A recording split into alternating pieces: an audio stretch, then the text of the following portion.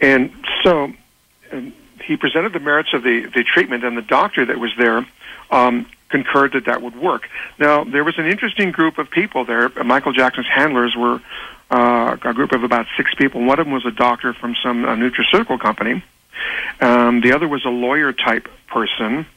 And the group themselves said they were sort of working at the behest of a Hollywood celebrity, also of whom I know. And there was a representative that had an association with Muhammad Ali. I think it was a girlfriend of his at one time. And also another person on the name escapes me at the moment. So they're there. They present the case, present the conditions, I should say.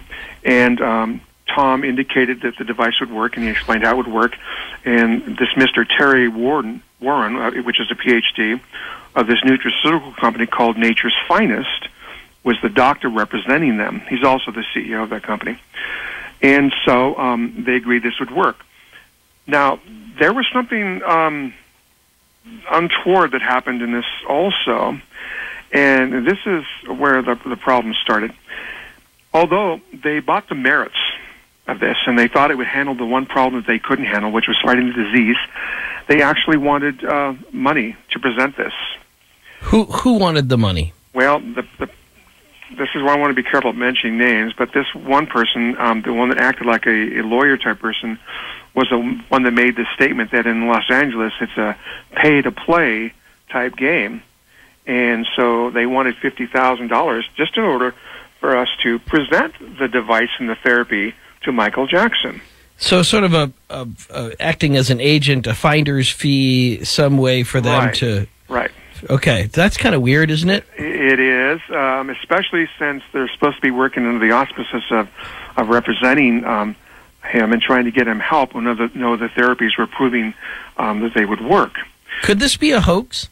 Is it possible that you were pranked, that they were coming after you to say, hey, give us $50,000 and we'll take this to Michael Jackson, but they had no real connection to Michael Jackson? It's possible, but I doubt it because of the kind of information they were passing on to the other representative. Okay. And also the fact that these people are somewhat known. Like I said, I do have a number of names and things. I even know the Hollywood celebrity.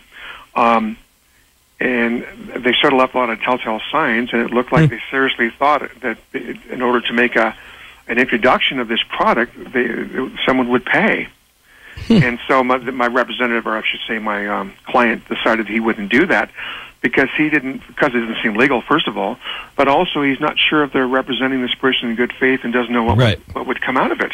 Yeah, I'd be completely suspicious of that as well. But this meeting that took place February of 2009 in the airport Hilton, LAX, you said? Yeah. Right? And that this meeting involved this colleague of yours. So his name is Tom Harris. Right, and your feeling is that, as a medical intuitive, that you feel like that this product would have helped, this recently FDA-approved product would have helped Michael Jackson, would have saved him. I absolutely believe that it would have worked, and we also, and again, we use a spiritual process to go and try and get the answers, not just from us, but as I mentioned, their higher self and a guardian angel. Now, there is something that happens, kind of physically visible to us when we're connecting with someone's higher self, and things occur in a way that are analogous to scientific method, only it's a spiritual process, so we get validation that would work. But we also get an indication that they were seeking us out. In other words, Michael Jackson's spiritual resources were seeking out a solution because he couldn't handle the problem himself. He was so drugged, his subconscious mind was so subdued that he couldn't handle the process of healing himself. When that happens is why someone's guardian angel makes themselves evident. Otherwise, they have no ego and don't want to be present. Then they reach out and try to bring about a solution. And so the archangel, or the guardian angel, I should say, tried to round up those people that could bring a solution to Michael Jackson. So, yeah, we know that it would have worked. Tell me more about this guardian angel. Does the guardian angel have a name? Guardian angels don't have a name, although we all have a guardian angel. We don't always see them. Guardian angels don't have names because they don't have an ego. There's no ego involved like the other guides that we might have or ourselves. And they have one purpose, and that is to try and get you to live to the exact term that you're intended to live to. If for some reason you can't, and usually only three things affect that: if you were very ill when you were a child, if you've had a traffic accident where you might not have survived, or if you've had a medical process where you've been anesthetized, then your subconscious is subdued. It can no longer be monitoring you in some background way. So that's when the guardian angel makes itself evident and tries to act on your behalf. And that's often when they reach out to someone else in some way to bring about a solution to the problem. Previous guest, Howard Bloom, spoke about Michael Jackson as almost kind of a divine vessel. Said that he was imbued with a kind of spirituality, a kind of connection that he had never seen in before and hasn't seen since, certainly not with all the celebrities and artistic people that he works with. Where are you with that? I agree to partially. When we channel him after your break, I think he's going to want to speak to that, so I don't want to usurp him. But I would say there's a lot of good qualities there, and from what I've already understood from him, people didn't see those qualities because they looked at him externally, and so they didn't technically see him in a spiritual way. Now, and I think that's what's going to start coming out, and that's probably what your guest was referring to, that he had some perception of that spiritual construction of him.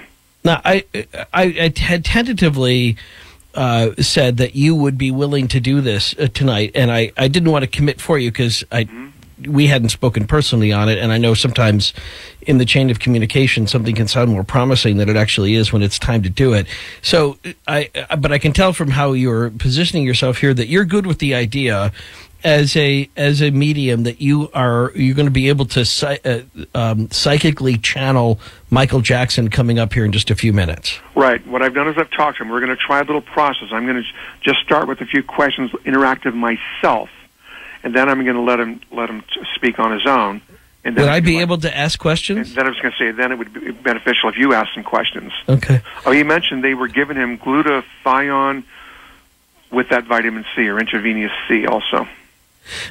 Yeah, this cocktail of drugs, that we keep hearing about, the Demerol, the Zoloft, all of these antidepressants and these different, opiates that they were throwing in there too. In the end, is that what killed Michael Jackson, this overdose of drugs, and what you have been able to... He indicated to me that there were so many drugs that he was on, and they were coming at him so freely for every issue that came up for him, that his body couldn't manage them, so he sort of like was on automatic, and he wasn't in control of himself, and so the drugs themselves each had an effect and counter effect, and that was the problem. Okay, I'm fascinated. I just want you to know I'm totally on board with this. I can't wait. We'll get to that coming up in just a minute. Then Dr. Christian von Lähr he will channel Michael Jackson for us. As he experiences Michael Jackson, and I appreciate his candor when it comes to that exchange that he had, but he feels connected. Too soon?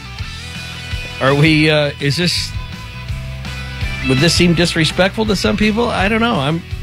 I'm pretty geeked about it. I'd like to hear what he says Michael Jackson is saying. Be nice for somebody to speak with some authority on the subject, don't you think?